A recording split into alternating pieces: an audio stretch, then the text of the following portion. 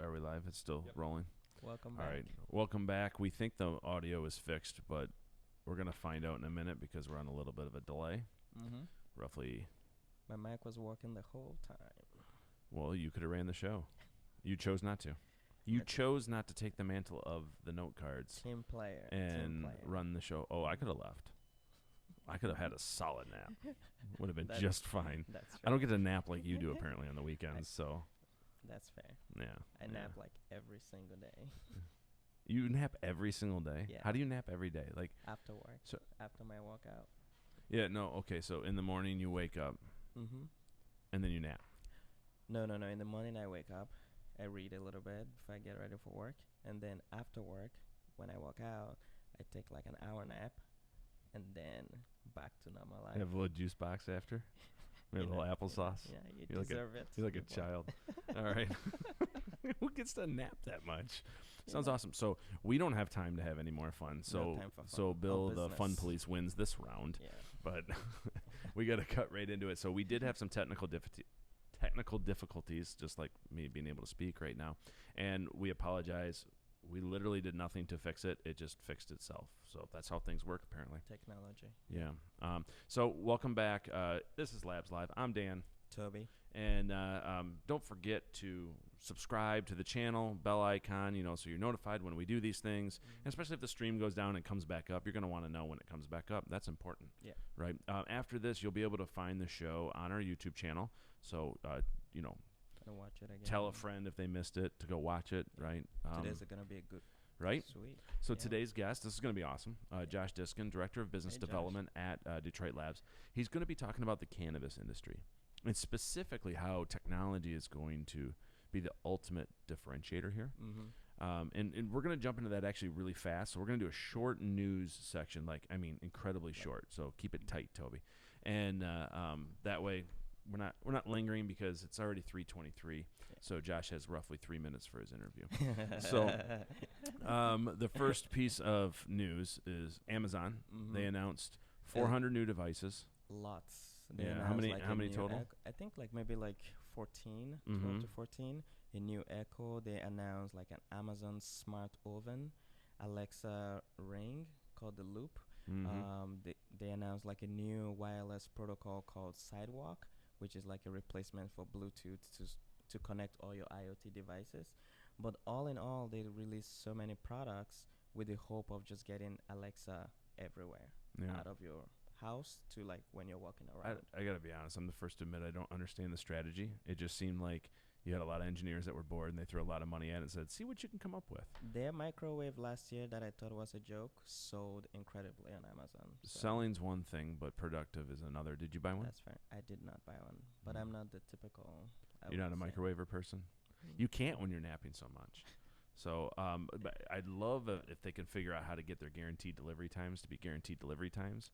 It's more like maybe we'll get it there. Yeah. Anyways, all right, on to the next thing. Super apps are back, right? With Uber and Lyft. So this past week, Uber revamped their app by merging Uber Eats and their ride-hailing app, and also have some other features where you could find scooters, public transport, and Lyft kind of did the same thing as well. So you have this app. I think Uber's main goal is to be like the operating system of your everyday life, an app that can do pretty much everything beyond just hailing a taxi. When it's interesting because it's kind of come full circle for like the early part of apps. It was all about everything being integrated into one app. So if we think of Facebook, right, it was, you had the feed, you had Messenger, everything was in there. And then you started carving things off. And so that was the trend for a while, which I never really bought into that trend because it's very difficult to get anybody to download your app. So why make them download three for apps any of your services? Sure. Yeah. So it's kind of interesting to see the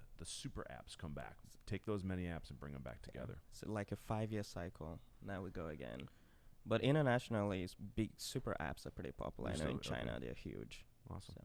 All right, now I do have to say one more thing before we get to the guest. On November 4th, we are having a Dev Jam. It's a partnership with Ford. Exciting. It's awesome. It's about embedded software. You can sign up. The link will be in the description once we're done.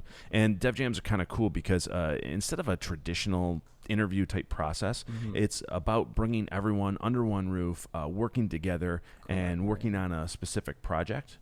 Which I think is really awesome. It's a really great way to showcase your skills, showcase your team working ability, because I mean, you're a developer. Yeah, you know that teamwork and it kind is of like takes the stress out of it too. It's like a fun collaborative evening. Right. 'Cause I've been part of one of them, or several actually, and it was a really great experience. One to several. Good. One to several. Yeah. Yeah, I remember there was more than one. Teamwork makes the dream work, Toby. So November 4th, sign up if you're interested. It's going to be great. Now, on to our guest, Sweet. Josh Diskin, Director Hey, of Business Josh. Development at Detroit Labs. Welcome. We have an enthusiastic audience here.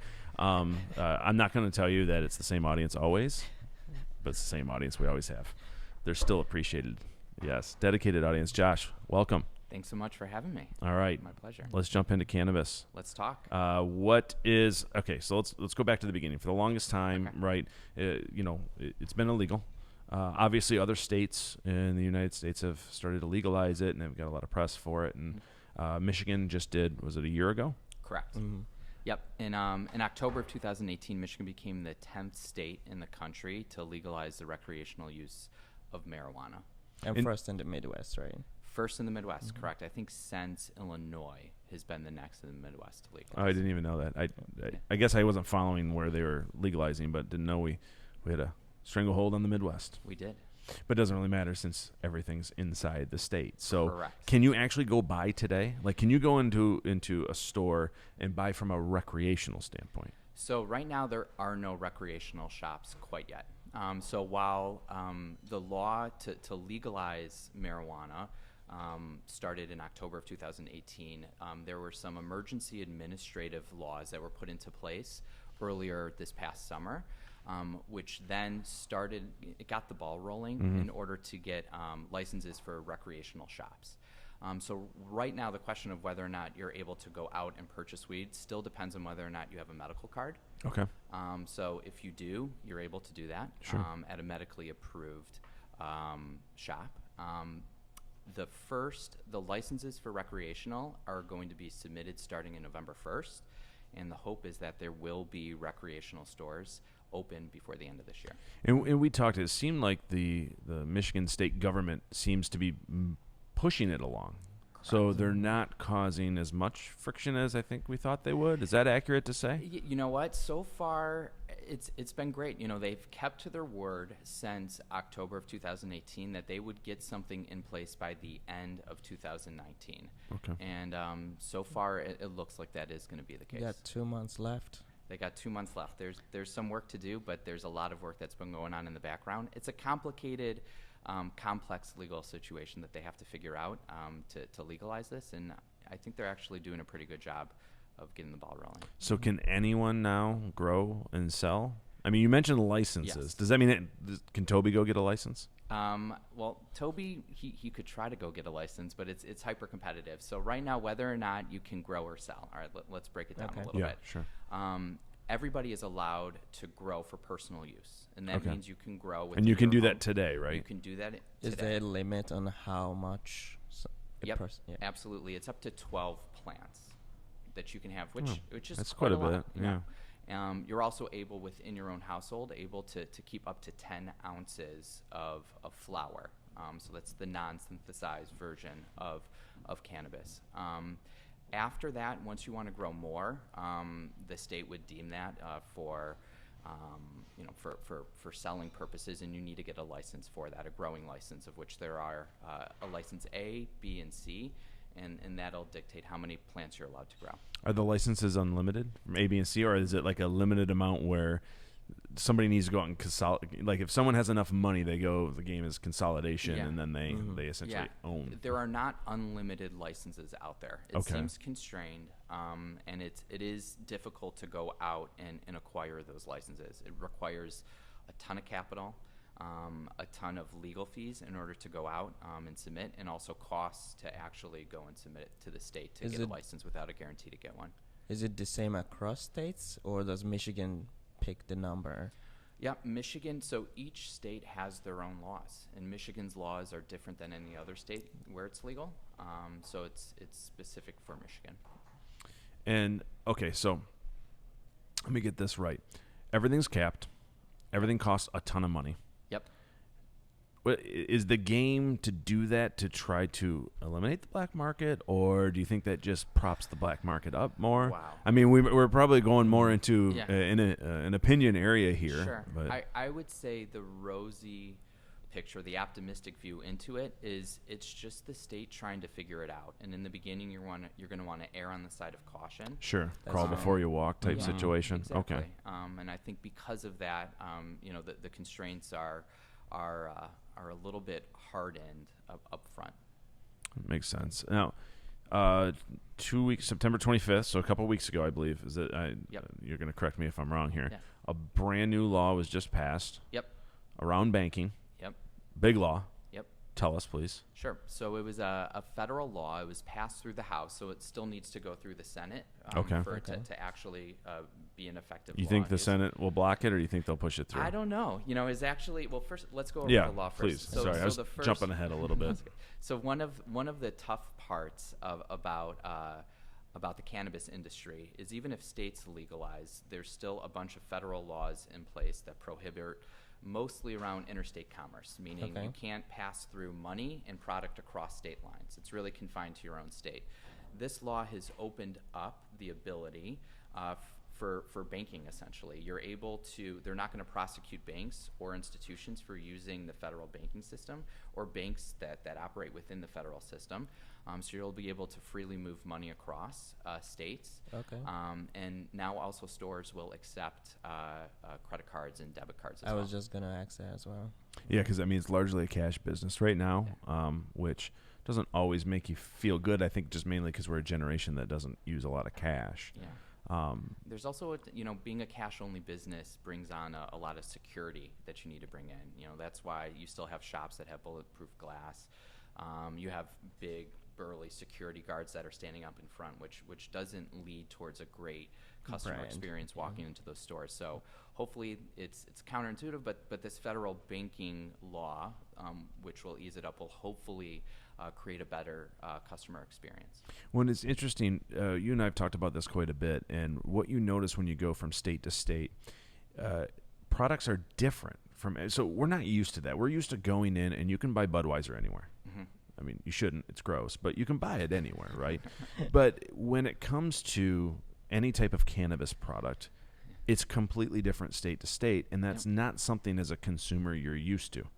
Correct. And that's largely around the banking side of things, right? It's the banking things, and all of this kind of ties in again to that experience. So because each state has its own laws, and you're not allowed to have that product cross state grounds, all the operations need to be confined within that state. So you have some differences in the product that are grown in different states. Also, I think consumption leads into that too. I think that there's just natural, inherent inconsistencies through eating, through edibles, through smoking, through vaping. So I think that there's technology is ripe in the market to disrupt in order to find better ways to actually consume it to provide a more consistent experience. So since we're gearing up now for the next couple of months in Michigan for everything to kind of be legal, what have you been seeing in terms of the industry, like things moving in the right direction? Like what are some positives, like from a business or branding point of view? It's pretty fascinating, especially within Michigan right now. So even though there's still not a single open recreational store, everybody's preparing, and it is a wild, wild west out there. There's been some conferences I've been to. Wild Midwest. That's a good one. There you go. Okay, that was cheesy. Go ahead. Hashtag. Sorry. There is a ton of money and capital that's being pushed into stores right now that might have a couple locations open with medical licenses. Those companies have plans to open 10 to 20 locations. They've already acquired some of the growing licenses. They're going to leverage their operations that are already set up for medical. And these companies that might have 2 storefronts right now are valuing themselves as billion-dollar companies given the market and what they can do in the next years. With that said, there's a lot of those types of companies out there. So it is a hyper-competitive space right now. That's wild. So the industry in itself, there's a lot of things that are going well, and that's probably more around the optimism. People are putting money into this. and I think a lot of that is they don't want to feel like they've lost out, right? Because, you know, this is ground floor type stuff right now, and we don't always get an opportunity to be ground floor. But there's also a lot of pain, right? And I think one of the things that we consistently talk about is the pain of shifting from black market to medical to consumer with recreation. And branding, messaging, all of that being paramount. Getting rid of that green plus sign, the green plant leaf. I can't stand any of that because I think it carries a stigma. Where do you see brands, do you see them looking to get rid of that? Do you see them trying to brand themselves in a more attractive, approachable way? Absolutely. We talk about that a lot, you know, getting rid of that green leaf. And it's totally true. I think the way that products are still being marketed to these days and branded to these days are towards the members of what is going to be soon an old subculture, an old black market type of culture, much more sophisticated than common folks in the marketplace who have yet to try this product because it's always been illegal. I think that's where the money is, and that's where the experience should be geared towards, is not towards those who have always been consuming cannabis while it's been illegal, but towards those that are now open to using it for the first time for both medical and recreational purposes. So you are starting to see with some of these stores, they're cross-promoting with other brands that are out there in different markets. They are opening up stores that feel much more like a coffee shop or a naturalist shop, a natural foods shop when you walk in. And it's great. Where do you see technology?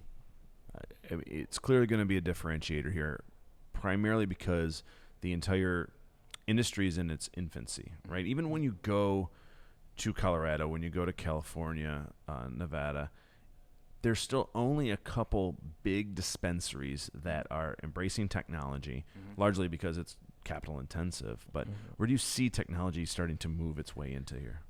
Yeah, it's from a consumer-facing experience. I think just like in most emerging industries, you should go to other analogous industries that are already out there and seeing how they're using technology in the right way. So, for example, walking into a store and having consumer-facing technologies, kiosks, let's say, to interface with, that could give you that information in the event that you don't want to interface with somebody who is there. Having different applications set up. If you go to an Apple store, let's say, you walk in there, somebody approaches you, you get checked in with an app. Yep. Somebody goes back into the back to go into their inventory to bring out whatever you've just ordered. There are different applications that are specifically set up for different uses. I think that's a big thing in the retail market in general that you're seeing a lot more of, adapting that sort of innovative experience for consumers, and I think the cannabis industry would be wise to look into that as well. And you're right with that in terms of, like, for example, the Apple Store is not a computer store for people who know computers so well.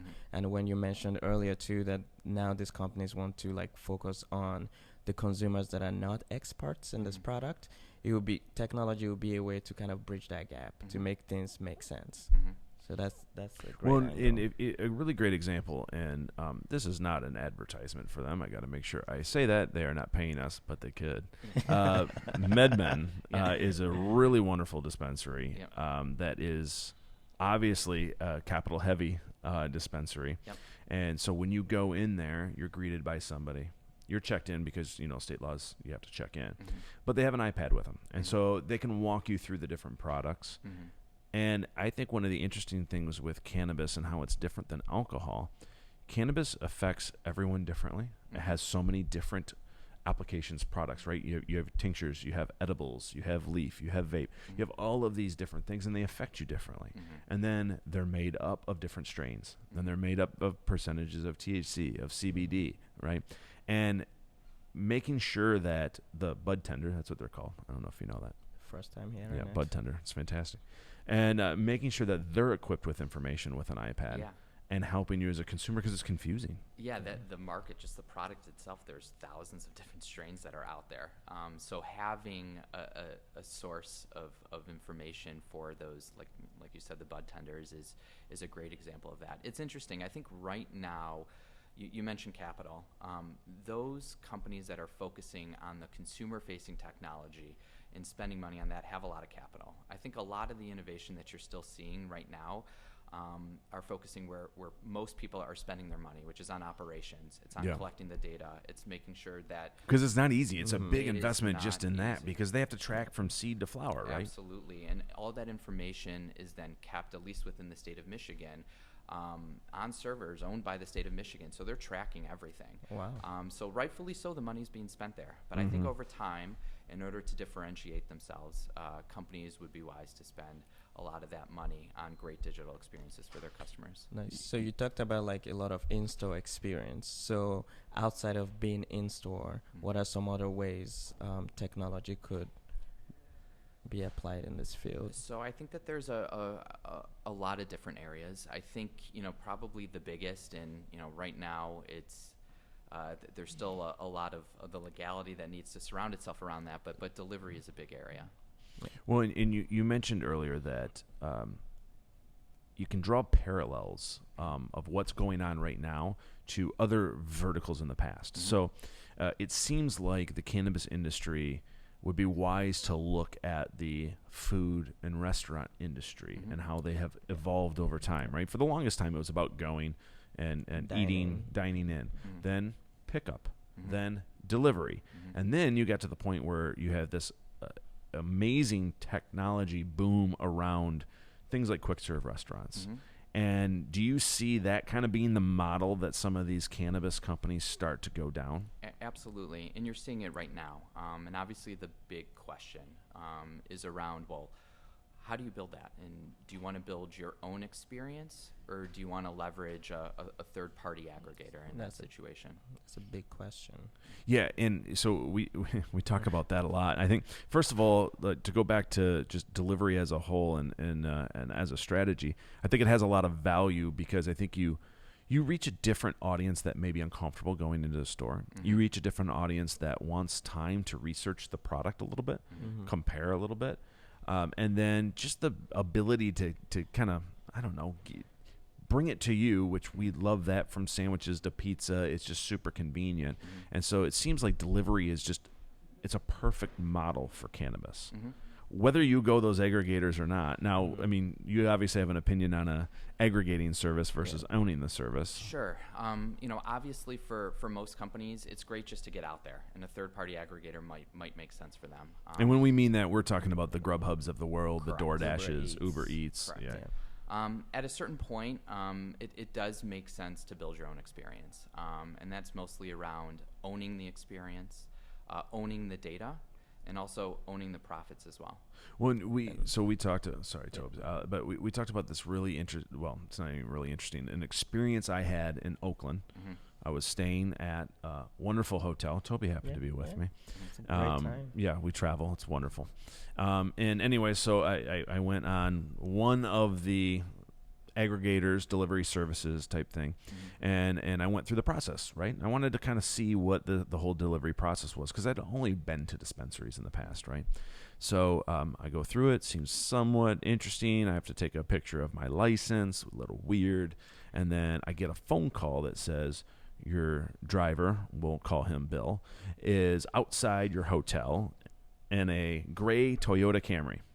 I'm like, oh, okay. I assumed Bill would be coming in like a pizza or food delivery and providing it to me in the lobby. Oh no, I had to go outside. I had to meet Bill on the street. Bill took a look at my license.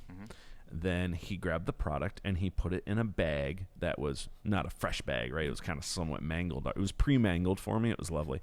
And then he gets it and then he hands it to me and we shake hands and that's it. That just felt like a legal drug deal. Like it didn't feel great. It was an illegal drug deal where they asked for your license. Yeah, exactly. That's what it felt like. Right, yeah. And I had to pay cash, right? So I couldn't pay ahead with an app. And that is, I feel like right now that's what you get with these aggregators. Yeah, and you know what? It's we talk about this often as well, where it's one thing to create a great digital experience, but there's a whole lot more that goes into it. Is a digital experience in and of itself going to solve that interaction? No. But as you create a great digital experience, it's going to be important to make sure that your operations and your interfacing with customers are going to be improving as well, so that they're married at a certain point. That's a great point, because even like when you own the experience, you get feedback directly from your customers. Right. Because if you use an aggregator, the feedback is probably going to go to the aggregator. Yeah, It never gets to you. And you can't. So if you have we love Domino's pizza, and one of the very interesting things is Domino's forever has said we will never do these aggregators. We are going to own the experience. And you even see commercials right now that are if your delivery was terrible, we will bring you a new one. Yeah. And that is truly from order to person, right? That whole, they're owning the entire experience. Carry out insurance. Is that what it's called? I think so. Carry out delivery insurance. Yeah. That's a major different. thing. It's around the area of problem orders. What they say is with aggregators, the person who has the burden of solving a problem order on an aggregator is the customer. Right. The burden is on the company themselves when you can own that experience, because you can directly communicate and solve your issues through technology. And so if you already have an industry that is just becoming legal, many years of stigma, you're trying to reach a broader audience of people that are accepting of the product, understanding that the product is more than just getting high. They have that experience once, and that essentially legal drug deal at the side of a lovely Courtyard Marriott in downtown Oakland or whatever it was. Yeah. And that could turn somebody off, right? You're trying to get... Especially those customers that we're talking about are important to target your branding and marketing to. Yeah. Those first-time customers, those customers who haven't been doing these back alley deals for a long time. Yeah. So, kind of recap here. There's a lot of businesses, they're getting their licensing. They're spending a lot of money on that. Yes. They're spending a lot of money on their operations. Yeah. They're spending a lot of money on technology within their operations. Correct. Now, it does make sense to prioritize that. But it seems to me that it also makes sense to not ignore the consumer-facing technology aspects. Maybe you don't start day one. You can't. But it's ignore about it. planning, right? Right, and it's about doing it in a smart way. We talk about here about building minimum viable products, doing things in a lean way. You don't always have to be the biggest company who's spending the most amount of money to do certain things. Honestly, for some of these smaller companies with less capital, it'll be important for them to differentiate, and doing it in a smart way, in a lean way, in a minimum MVP type way would be the right approach. Well, and they're going to be building their own business in a lean way. So partnering with technology companies, it seems to be the key, instead of this like infancy of the actual industry here. Trying to do it all yourself can be a bit of a trap. Yeah, and when you do it in a lean way as well, which is a great way of building a business, you get feedback that you can tweak so easily. Like things like right now is a great time to like incorporate feedback and tweak things to know what the customer wants. Yeah. So, a recommendation for all of the cannabis industries out there. I think we agree all on this. Watch the QSR and restaurant industry of before, right? Absolutely. See what they're doing. Do you mimic it? Do you change it? What do you think? I think you gotta roll with it.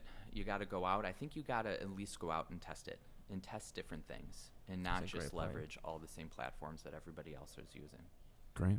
Any last words, Josh, before we wrap it up? No, I'm excited. I'm not just excited for for retail to finally come into being after all this time. I'm super excited to keep watch of the industry, to see how some of these businesses are going to succeed, how they're going to fail. Some are going to consolidate. It's going to be fascinating how federal law is going to come in and impact. So there's a lot that's going on. It's in the very early stages, and I think over the next 5 to 10 years, it's going to be fascinating to watch. Awesome. And Tobi, you made it through the whole show without any marijuana, cannabis, puns. I said no puns, I made it. You did a really great job. I'm so proud of you right now. Thank you. All right, Josh, thank you for joining us. Really appreciate this. This is an industry that, we'll probably have more shows talking about this because it's so new, so interesting. Technology is going to really change this. And the cannabis industry folks that are investing in this, look for partners that can help you do this. The QSR industry has done it before. Take a look at that. Watch how they do it. Watch what they've done right and watch what they've done wrong. So thank you for joining Thanks, us. Josh. Thanks for having me. It was Thank really you, cool. everyone, for tuning in. There was a lot of hard work behind the scenes, specifically with mics and wardrobe and makeup, and we don't Socks, always great look this socks. beautiful, and so we do need help on that, right? Yeah. Mainly, they're disposable toothbrushes in the bathroom. That's the extent of it. Don't forget to subscribe. Hit the bell icon to be notified, because at some point we're going to do other videos, not just live stuff that goes up there. So you're going to want to check that out. Every 2 weeks, Thursdays at Calendar 3, permitting, calendar permitting. And don't forget, November 4th, Dev Jam, embedded software, partnership with Ford. Sign up. We'll have the link below. It's a really great opportunity to come in here. Totally different than a normal interview experience, and you should absolutely check that out. Totally fun experience, I might add. Fun? Yes, it is fun. You spend time with Tobi. That's actually a lot of fun. So now you got to be there. All right. Thanks for tuning in. Have a great rest of the day. Bye. See